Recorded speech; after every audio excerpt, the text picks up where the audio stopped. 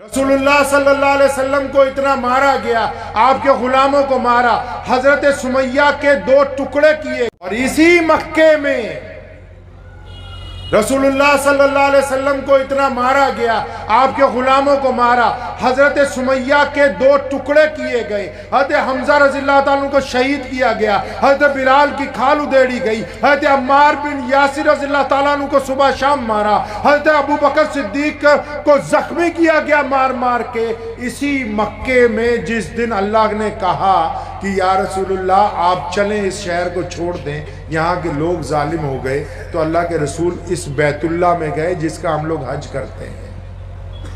جب حکم ہوا نا ہجرت کا کہ چلو، تو اللہ کے نبی کو اپنے شہر سے بڑی محبت تھی، اللہ کے گھر سے بڑی محبت تھی، بیت اللہ میں گئے تو بیت اللہ کی چابی جس بندے کے پاس ہے نا، ان کا نام عثمان بن طلحہ ہے، اور فرمایا ابن طلحہ چابی دو، میں 2 رکعت نماز پڑھ لوں، تو نعوذ باللہ انہوں نے آگے سے کہا نہیں، اگر کوئی یہاں کے جو اس وقت حکمران ہیں ان کا بچہ بھی آ جائے گا میں ان کو چابی دے دوں گا، نعوذ باللہ آپ کو نہیں دوں گا۔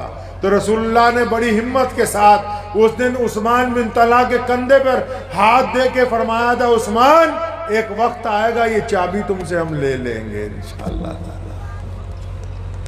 اور پھر اس واقعے کے 10 سال کے بعد جس دن رسول اللہ صلی اللہ علیہ وسلم واپس مکہ میں تشریف لائے، مکہ کو فتح کر لیا گیا، 10,000 سے زیادہ کا لشکر ساتھ میں ہے، کسی کا قتل نہیں کیا گیا، اس دن کسی کو مارا نہیں گیا، لوگوں نے حضور صلی اللہ علیہ وسلم کے لشکر کو دیکھ کے گھروں میں کنڈیاں لگا لیں۔ آپ صلی اللہ علیہ وسلم نے فرمایا کہ ہم فاتح کی طرح آج فتح کا دن نہیں، آج شکر کا دن ہے،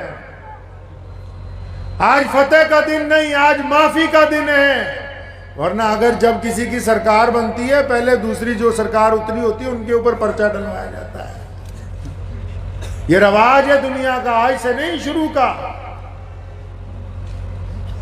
رسول اللہ بیت اللہ میں پہنچے، فرمایا چابی والے کو بلاؤ، عثمان بن طلحہ کہتے ہیں میں کانپ گیا، میرے دل نے کہا کہ آج وقت آ گیا ہے، پتہ نہیں گردن اترنی ہے، چابی تو گئی گئی ہاتھ سے۔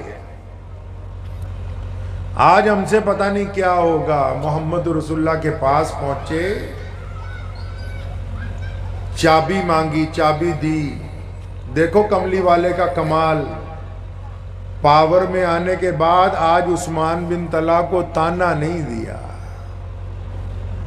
اپنے کو تھوڑی جی پاور آ جائے نا کہی تھا ہاں ہون دس کداں بہت آکڑ دا ہوندا سی تمہیں۔ یہ رسول اللہ صلی اللہ علیہ وسلم ہے، چابی لی تانا نہیں دیا، نماز پڑھی بیت اللہ میں، اور جب دوبارہ تالا لگایا عثمان بن طلحہ کو قریب بلایا، فرمایا یہ چابی لے لے قیامت تک تیری نسل میں رہے گی۔ سیدنا عثمان بن طلحہ رضی اللہ فرماتے ہیں چابی میری طرف نہیں آئی، کلمہ لا الہ الا اللہ محمد رسول اللہ میری طرف۔ اس بیت اللہ میں ایک اور کمال کی بات ہوئی اسی دن، یہ جو ختم نبوت کا عنوان لکھا ہے وہ بھی آپ کو بیچ میں بات کرتا چلوں، کیونکہ ہمارے ہی دیش میں جنگ آزادی کے دوران مرزا غلام قادیانی نے جھوٹی نبوت کا دعویٰ کیا تھا۔ تو جب بیت اللہ کو فتح کیا تو اذان دینے کی جب باری آنے لگی، حضرت ابو بکر صدیق، حضرت عمر رضی اللہ تعالیٰ عنہ، عثمان رضی اللہ تعالیٰ عنہ، مولا علی رضی اللہ تعالیٰ عنہ، حضرت عبداللہ ابن حضرت ابو عبیدہ بن جراح رضی اللہ تعالیٰ عنہ، تمام صحابی بڑے بڑے کھڑے ہیں، تو سونے کملی والے نے کی فرمایا، فرمایا میرے بلال نو لب کے لے آؤ۔ کس کو لاؤ جی؟ بلال کو لاؤ۔ بلال کون ہے؟ بلال غلام ہے، بلال حبشی ہے، بلال غریب ہے، بلال کالا ہے، بلال کے کپڑے پھٹے ہوئے ہیں، بلال کے موٹے موٹے ہونٹ ہیں، وہ سارے پریشان ہو گئے۔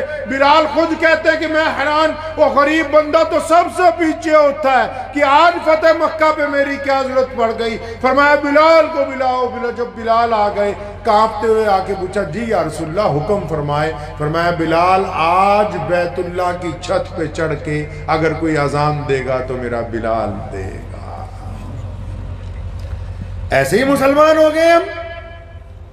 रसूलुल्लाह ने कहा था जिस दिन इस्लाम की बुनियाद रखी कि एक अल्लाह की इबादत के साथ मैं दुनिया में इंसानों में बराबरी लेके आया हूँ, मैं छुआछूत का खात्मा लेके आया हूँ, मैं गरीब और अमीर का फर्क खत्म करने आया हूँ, मैंने काले और गोरे को बराबर कर दिया है। आज बताओ, अगर कोई शाही इमाम हो, कोई पीरे मुकाम हो और कोई बैतुल्लाह का इमाम बन जाए, कोई किसी तख्त का बादशाह बन जाए, अगर वो फजर की नमाज में लेट आए, जमात खड़ी हो जाए, तो कहां जगह मिलेगी जी? पीछे। कहां मिलेगी जगह? पीछे मिलेगी। और अगर 10 मिनट और लेट आ जाए तो फिर और कहां जाएगा? उससे पीछे जाएगा। और अगर 15 मिनट लेट आ जाए तो कहां जाएगा? वो नमाजियों की जूतियों में जाएगा। इस्लाम ने कहा कि किसी को किसी के ऊपर कोई फौकियत नहीं दी। अल्लाह ने सारे इंसानों को बराबरी के अंदर पैदा किया है। माशाअल्लाह, सुभान अल्लाह। नाराए तकबीर, नाराए तकबीर, नाराए तकबीर। दुनिया तड़प रही थी रसूलुल्लाह से पहले, दुनिया सिसक रही थी रसूलुल्लाह से पहले। क्यों?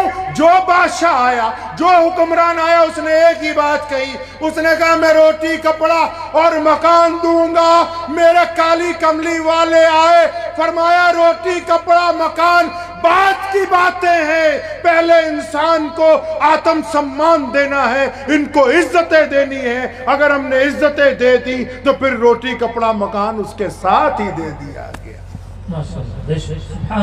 क्या कहा कुरान ने? कल्ला बल्ला ला तुकरिमून अल यतीम। वो पूछा यतीम नू रोटी खवा दीए, और यतीम नू कपड़े पवा दीए, और यतीम नू छाती ना ला लीए, और यतीम नू करिए की। और फरमाया जब यतीम तुम्हारे दरवाजे पे आ जाए, अरे दरवाजे पर तो कटोरा रखा है जिसमें रोज कुत्ते के लिए 250 ग्राम दूध हम डालते हैं, खाने पीने की बातें नहीं है। सोने रसूल ने फरमाया जब गरीब आए, मिस्कीन आए, तो उसको इज्जत देनी है। मुसलमानों क्या देना है जी? इज्जत देनी है। और जब आप इज्जत देंगे तो जाहिर सी बात है आप उसको ड्राइंग रूम में बिठाएंगे। जब आप इज्जत देंगे तो उसके सामने गिलास पानी का ट्रे में रख के लेके आएंगे। जब आप इज्जत देंगे उसको घर का खाना खिलाएंगे। जब आप इज्जत देंगे चुपचाप उसकी जेब में उसकी मतलूबा रकम डालेंगे।